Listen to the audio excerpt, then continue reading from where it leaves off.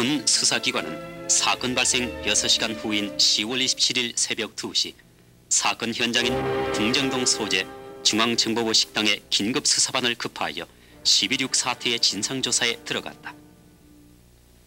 빗자욱이 엉켜있는 그대로 사건 당일의 처절한 참상은 실로 비극 그대로였다. 주방에서는 박흥주, 이기주, 사건이 일어난 이튿날 아침 현장을 접수한 것은 전두환 소장이 이끄는 국군보안사령부였습니다. 그때까지 궁정동 안가 연회장 주변에는 청와대 경호실 소속 경호원들의 주검이 그대로 방치돼 있었습니다. 대통령을 따라온 경호원들은 주방 식당과 경호원 대기실에서 밥을 먹다가 또는 TV를 보다가 중앙정보부장 김재규의 부하들에게 사살됐습니다. 연회장에서 들려온 총소리가 신호였습니다. 대통령이 총에 맞은 현장은 바로 이곳이었습니다. 저격 직후 비서실장 김계원은 대통령을 차에 싣고 병원으로 달려갔습니다. 그러나 경호실장 차지철의 시신은 밤새 이곳에 버려져 있었습니다.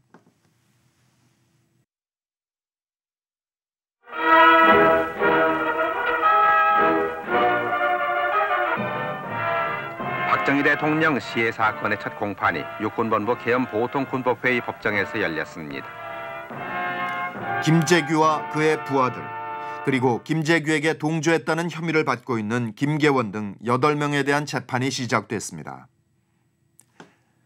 그러나 이 사건에 대한 김재규와 김계원의 진술은 처음부터 크게 엇갈렸습니다.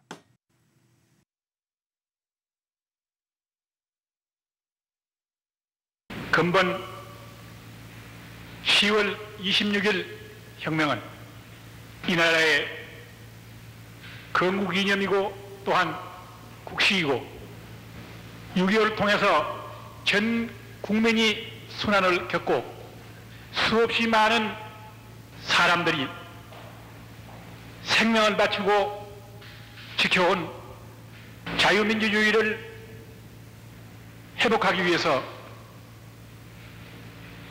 혁명을 한 것입니다. 화제가 다른 데로 돌아갔다 해도 다시 정치 문제로 돌아오곤 했는데 그러면 김재규 피고인이 어려운 위치로 궁지로 몰리는 상태였습니다. 그때 그 사람이 이성을 잃은 격한 상태인데다 차지철 경호실장이 참을 수 없게 감정을 거스르고 하니까 이성을 잃은 행동을 하게 된 것이 아닌가 생각됩니다. 그때 김재규와 차지철의 사이가 극히 나빴던 것은 사실입니다. 그리고 그것은 대부분 차지철이 월권을 함으로써 비롯된 것이었습니다.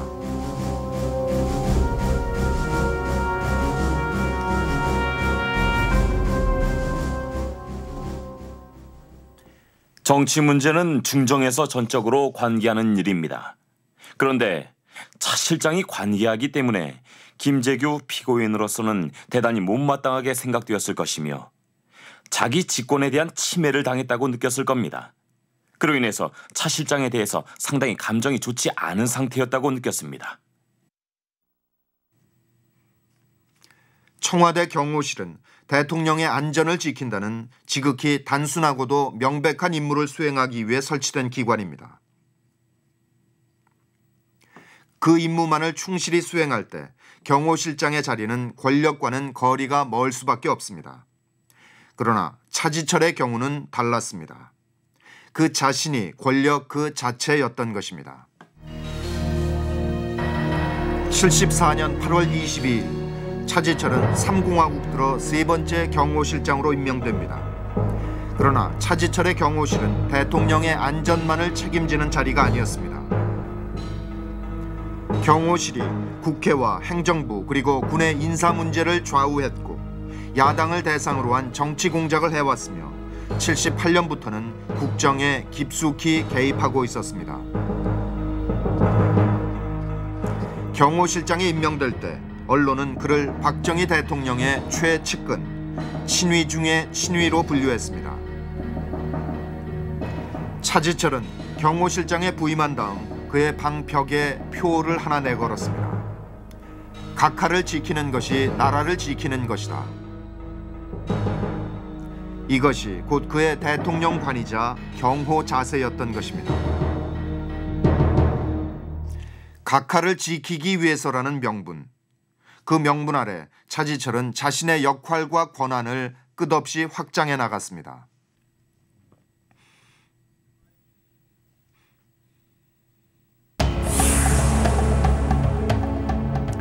그는 무엇보다 먼저 청와대 경호실에 새로운 권위를 부여하고자 했습니다. 그가 직접 나서서 경호실의 문양부터 바꾸었습니다. 호랑이 3마리, 독수리 1마리 주위에 별 10개를 둘러쳐서 화려하게 만들었습니다.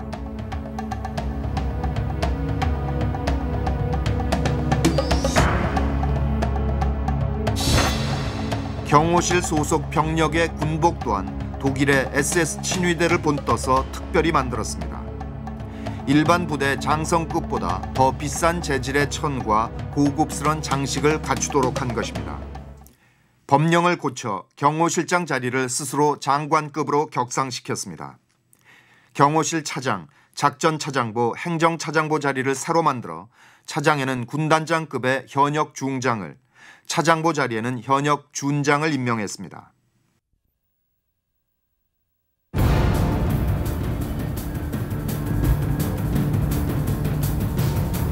군 장성들만 휘하에 거느린 것이 아니었습니다.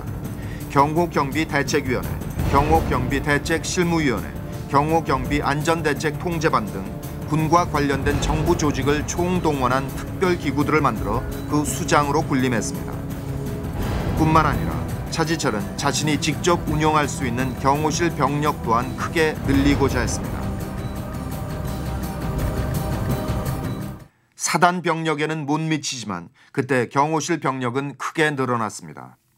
30경비단과 4개 대대 정도가 경호실로 배속됐고 탱크, 장갑차, 헬기 등 일반 전투부대나 있음직한 중화기까지 갖추었습니다.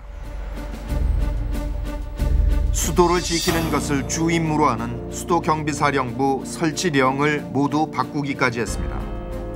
무슨 일이 생기면 민간인인 경호실장이 수도경비사령부를 직접 지휘할 수 있는 근거를 만들어 놓은 것입니다. 그때 경복궁에 주둔하고 있던 30경비단의 연병장에서는 일주일에 한 번씩 경호실 병력과 화기를 총동원한 사열식이 있었습니다. 국기하기식이라 불린 이 행사는 경호실장 차지철의 위상을 과시하기 위한 대표적인 행사였습니다. 이것은 국기하기식을 담은 세상에 알려진 단 한 장의 사진입니다. 지휘봉을 든 차지철이 하기식 행사에서 경호실 직원에게 상을 주고 있습니다. 그 배경에 도열하고 있는 경호실 병력이 보입니다.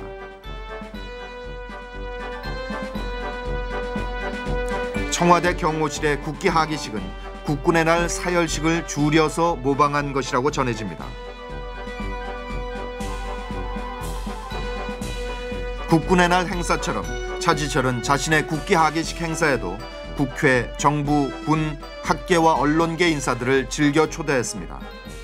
그는 최고 통치자가 군대를 사열하는 그 위용을 재현하고 싶었던 것입니다. 놀라운 것은 많은 사람들이 이 행사를 비판했지만 감히 그 초대를 거부한 사람은 드물었다는 사실입니다.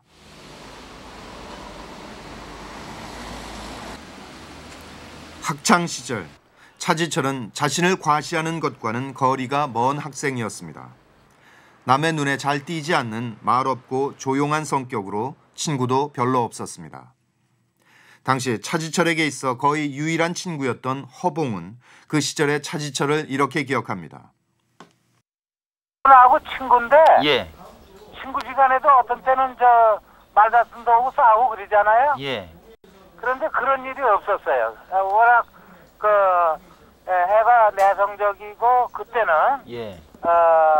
온순하고 선량하고 그래서 누구하고 싸우는 걸 보지를 못했어요.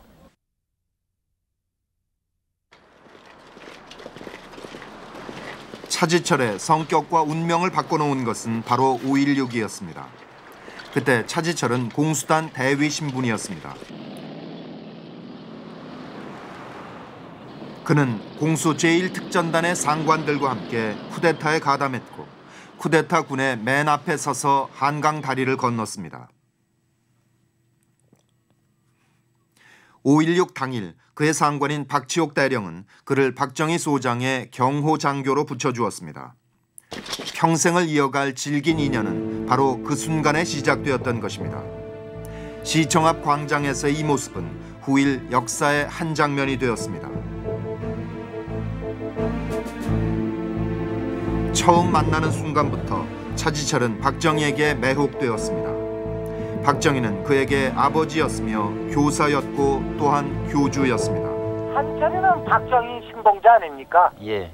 박정희 교조? 하여튼 박정희 신봉자예요. 박정희 장군은 자기가 숭배하는 사람이다. 존경하는 사람이다. 왜냐하면은 그 자기가 청렴결백하니까 역시 청렴결백한 사람을 좋아할 거 아닙니까? 예. 그러면서 박정희 장군은 청렴결백하다.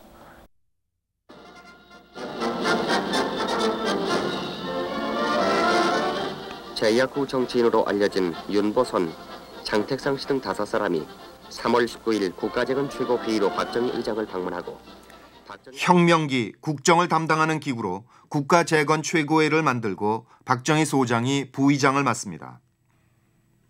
이때 차지철은 박종규 소령이 이끄는 박정희 부의장의 경호대가 됩니다.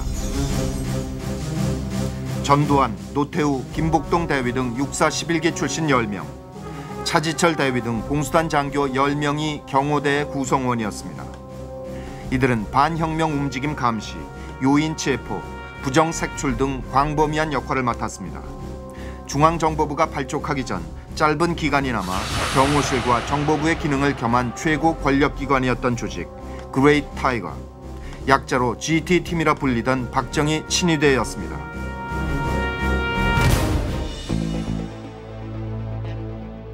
혁명 주체 세력이 국가재건 최고의 의장과 내각 수반을 맡겨 얼굴로 내세웠던 장도용 중장까지 마침내 반혁명 음모로 제거됩니다. 장도용 중장이야 44명이 무더기로 체포된 사건이었습니다.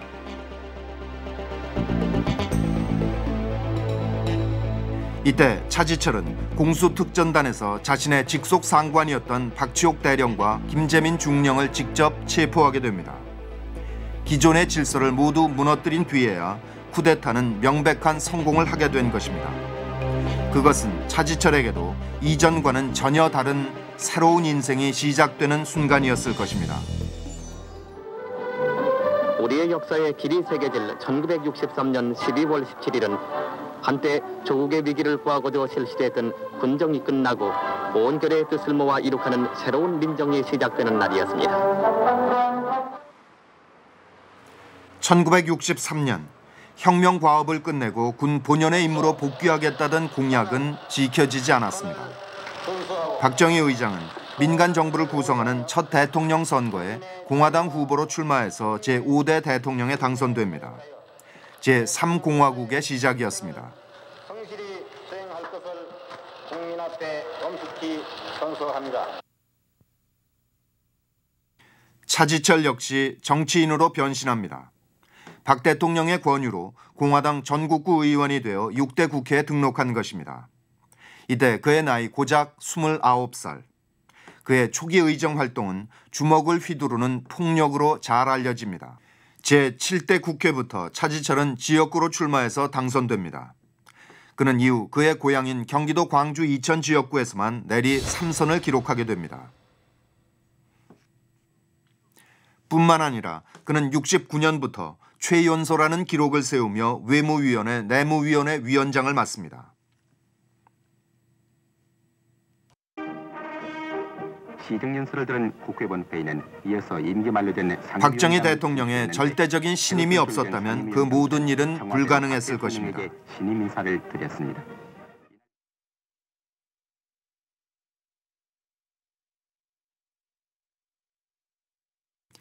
국회의원이 되면서 차지철은 겉모습부터 달리 보이려고 애를 씁니다. 늘 근엄한 표정으로 정장의 중절모 차림이었습니다. 그에게 주어진 직위에 걸맞는 권위를 갖추고자 했던 것입니다. 그러나 어쩔 수 없이 그 권위는 대통령으로부터 빌려온 것일 수밖에 없었습니다. 그러나 외무위원장 시절 차지철이 그저 자리만 지킨 것은 아니었습니다. 7대 국회의원 의정활동평가서는 주한미군의 방위 정책을 신랄히 비판한 의원으로 단연 그를 꼽고 있습니다.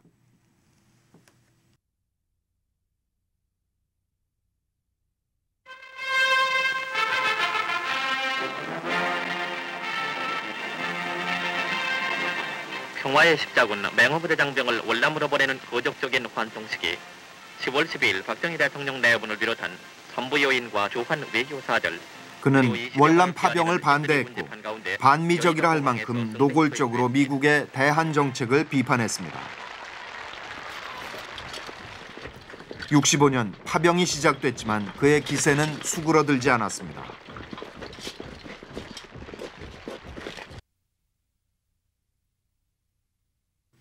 당시 차지철은 파병에 반대하는 공화당 소장파들의 리더로 떠오르고 있었습니다. 미국이 한국군의 증파를 요구하자 차지철은 즉각 반대 논리를 폈습니다. 왜 우리만 일방적인 부담을 져야 하느냐는 것이었습니다.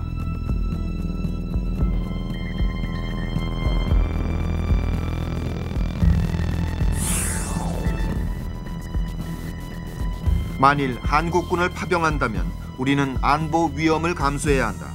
그러니 파병하는 조건으로 한미 상호 방위 조약을 개정해야 한다고 주장하기도 했습니다.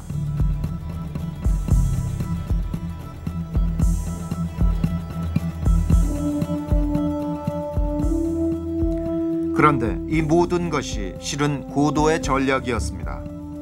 미국으로부터 보다 많은 실리를 얻어내기 위한 작전이었던 것입니다.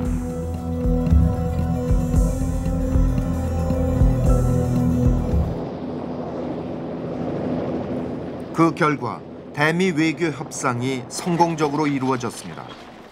베트남에 한국군을 더 보내는 대신 한국군 현대화를 위한 지원과 경제 협조를 얻어낸 것입니다. 이를 거치며 차지철은 국회 안에 박정희 대통령의 친위대로서 더욱 확고한 지위를 누리게 됐습니다.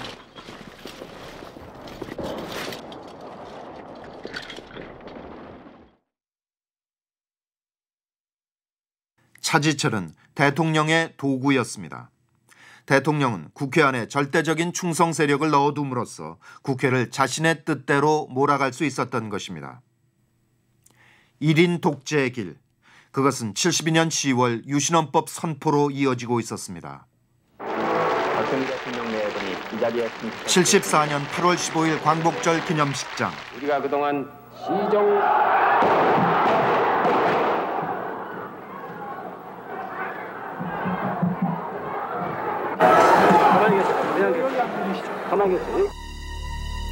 대통령을 저격하려 한 총알이 영부인 유경수를 쓰러뜨렸습니다.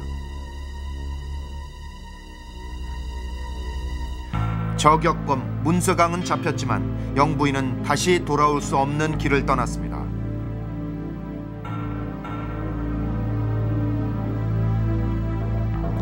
차지철이 경호실장에 임명된 것은 바로 이런 때였습니다. 그는 절대적인 충성심으로 대통령의 쓸쓸한 마음을 파고듭니다.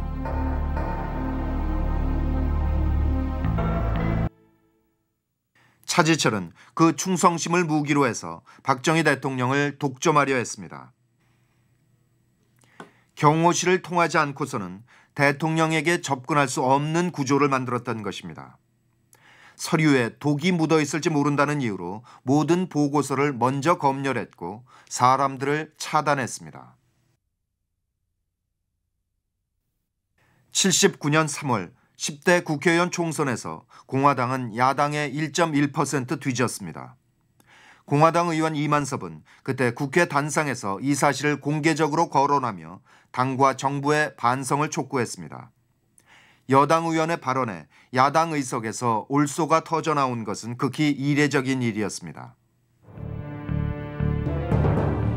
이 무렵 차지철은 박정희 대통령 외에는 그 누구도 자신보다 앞설 수 없다고 생각하고 있었습니다. 공수단 육군 대위가 쿠데타와 함께 불과 10여 년 만에 한 나라의 2인자로 올라서게 된 것입니다. 경호실은 이제 대통령 아래 최고의 권력을 누리는 곳이자 권력을 재생산하는 곳이기도 했습니다.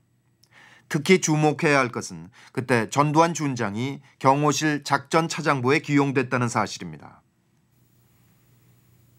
차지철은 정규 육사 출신이 아니었습니다. 그러나 그는 전두환을 통해 군에 있는 정규 육사 출신 인맥을 장악하고 통제할 수 있었습니다.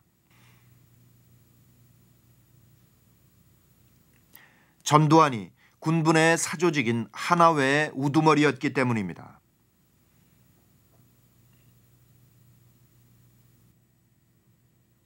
전두환은 또 실권자인 차지철의 힘을 활용해서 하나회 회원들을 청와대 주변에 끌어놓아 자신의 세력을 키워갈 수 있었습니다.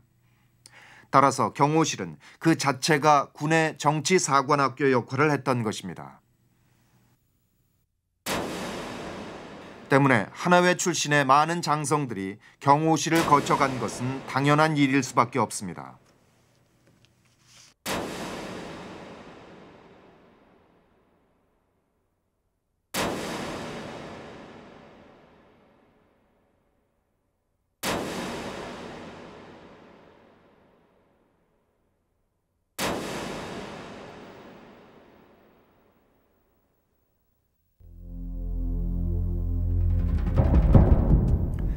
하나회 후배들이 진급해서 전방으로 발령을 받으면 인사하러 꼭 전두환을 찾아오곤 했습니다.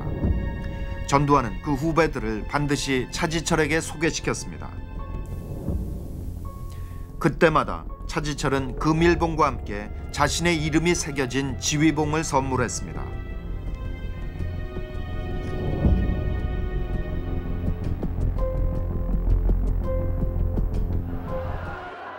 (1979년은) 전국이 소용돌이치는 격변의 한 해였습니다. 5월 30일 새 당수를 뽑는 신민당 전당대회는 그 전국을 가늠할 태풍의 눈이 되고 있었습니다. 박정희 대통령으로서는 유신체제의 정면 대결을 선언한 김영삼이 총재에 당선되는 것을 어떻게든 막아야 했습니다. 이 전당대회는 중앙정보부장 김재규와 경호실장 차지철의 암투가 불꽃을 튀기는 현장이기도 했습니다.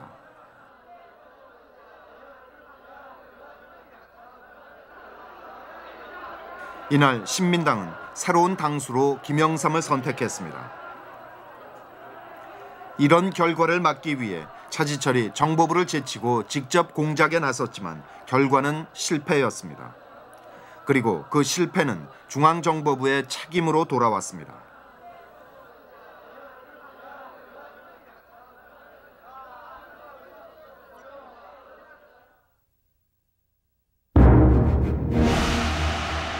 김재규와 차지철의 갈등은 심각한 양상이었습니다. 차지철의 견제로 김재규의 입지가 자꾸 좁아졌기 때문입니다. 그때 보안사령관이던 전두환은 이 두 사람의 사이를 놓고 우군 싸움이 김일성과의 싸움보다 더 심하다고 평가했을 정도입니다. 현실적으로 김재규가 차지철에게 밀리는 상황이었습니다.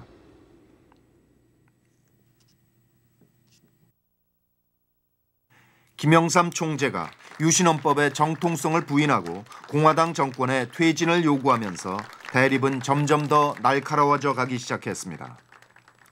9월 6일 뉴욕타임스와의 기자회견이 또 하나의 불씨가 됐습니다. 김영삼은 미국 정부에게 박 정권에 대한 지지를 철회하라고 요구했던 것입니다.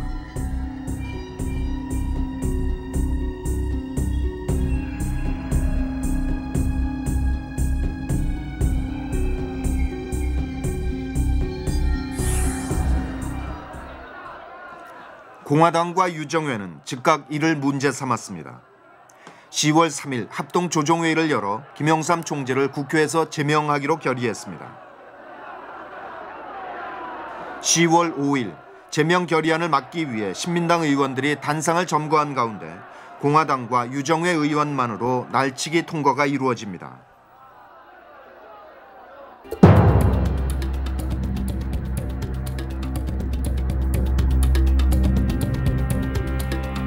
(10월 13일) 김영삼 총재 의원직 제명에 반발해 신민당 의원 66명 전원, 통일당 의원 3명이 의원직 사퇴서를 제출합니다.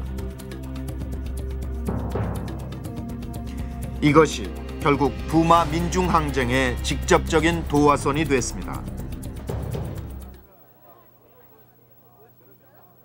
10월 17일은 유신 7주년이 되는 날이었습니다. 청와대 영빈관에서는 이날 자축 파티가 열립니다. 그 전날 부산에 내려갔던 내무부 장관이 부산 사태는 진압됐다고 보고했기 때문에 의원들은 노래 자랑을 하며 파티를 즐깁니다. 밤 11시가 넘어서야 정부는 비로소 사태의 심각성을 깨닫고 부산 지역의 비상계엄을, 마산 지역의 위수령을 선포합니다. 청와대에서 파티가 무르익고 있던 그 시간, 부산에서는 시민들이 정권 타도를 외치며 경찰 차량을 불태우고 있었습니다. 성난 군중들이 관공서와 언론사에 들어가 기물을 부수고 있었습니다. 그러나 이런 부마 사태를 바라보는 시각도 차지철과 김재규는 전혀 달랐습니다.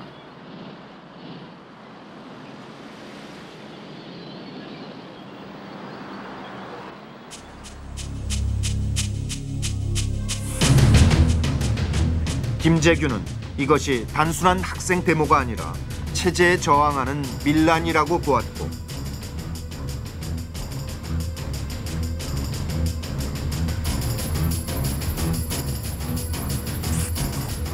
차지철은 그 주체가 무엇이든 캄보디아처럼 200~300만 명만 죽이면 조용해질 것이라 확신했습니다.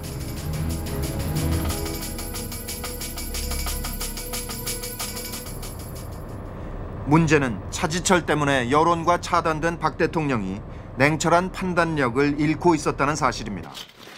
대통령은 차지철의 말을 더 믿음으로써 사태의 본질에서 점점 멀어지고 있었습니다.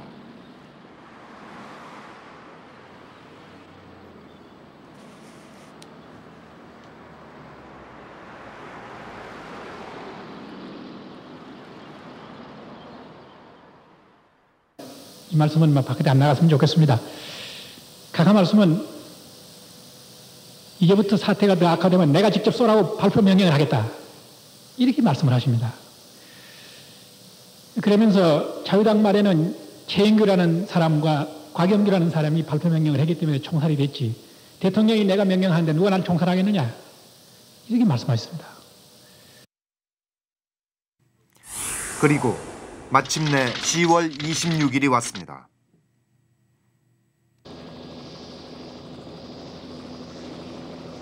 이날 박 대통령은 지방 행사 2곳에 참석할 예정이었습니다. 충남 삽교천 방조제 준공 행사와 KBS 당진 송신소 개소식이 그것입니다.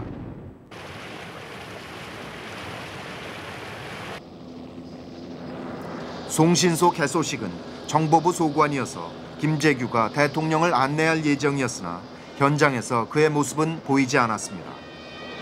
이날 아침 차지철은 김재규가 자신들과 함께 대통령 전용 1호기에 타려는 것을 막았습니다. 2호기를 타고 오라는 소리에 모욕감을 느낀 김재규는 그대로 차를 돌려 남산으로 돌아가 버렸습니다.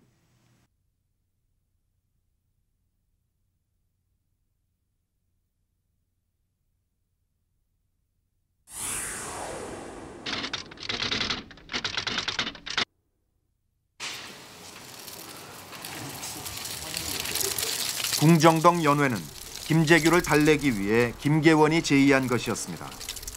그러나 의도와는 달리 연회장에서도 두 사람은 날카롭게 대치합니다.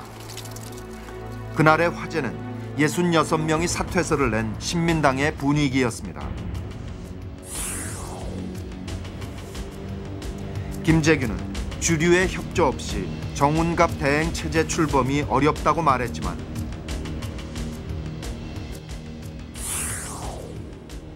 차지철은 신민당 의원들도 까불면 전차로 쓸어버리겠다는 강경론으로 일관했습니다.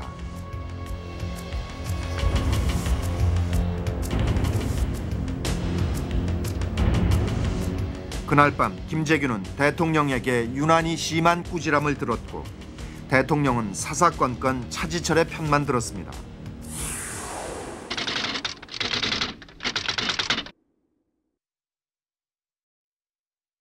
노래 몇 곡이 불려지는 사이 김재규는 밖으로 나와 부하들에게 암살 계획을 알렸습니다. 그리고 7시 45분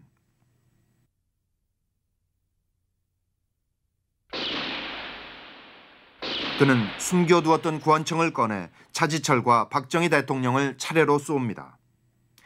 야수의 마음으로 유신의 심장을 쏘았다. 후일 그는 그 순간을 이렇게 말했습니다.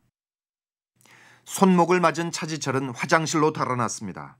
김재규는 갖고 있던 권총에서 더 이상 발사가 되지 않자 밖으로 나가 부하의 권총을 가지고 와 확인 사살을 합니다. 대통령에게 그리고 문갑 뒤에 숨어있던 경호 실장에게.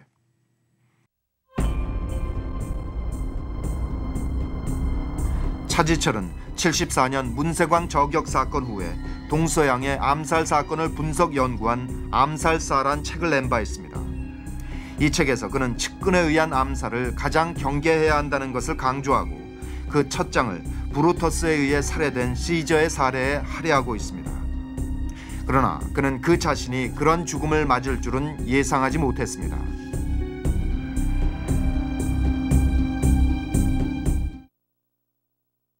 죽고 난 뒤 차지철은 비로소 가혹한 비판을 받습니다.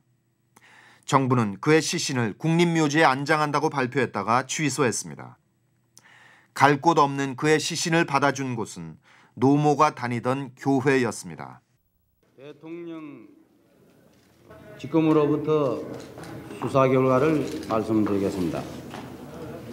합동수사본부장 전두환 소장은 김재규의 체포와 수사 과정을 거치면서 새로운 권력의 핵으로 떠올랐습니다.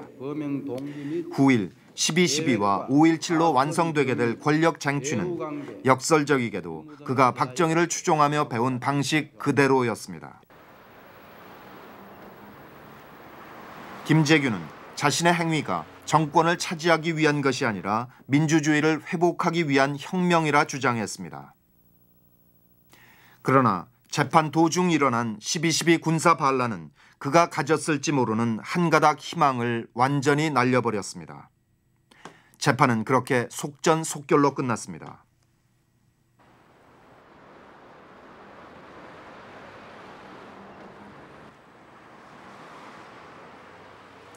대통령 박정희, 경호실장 차지철, 중앙정보부장 김재규. 이제는 세 사람 모두가 고인이 됐습니다. 유신 정권의 폭압적인 권력은 그들 모두에게 비극적인 죽음을 안겨주었습니다. 우리가 그들을 기억하는 것은 그들이 선택한 삶이 그들의 죽음만으로 끝나지 않기 때문입니다. 삶의 방식을 선택하는 것은 역사를 선택하는 일입니다. 그리고 그들이 선택한 역사가 아직도 우리들의 삶에 영향을 주고 있기 때문입니다.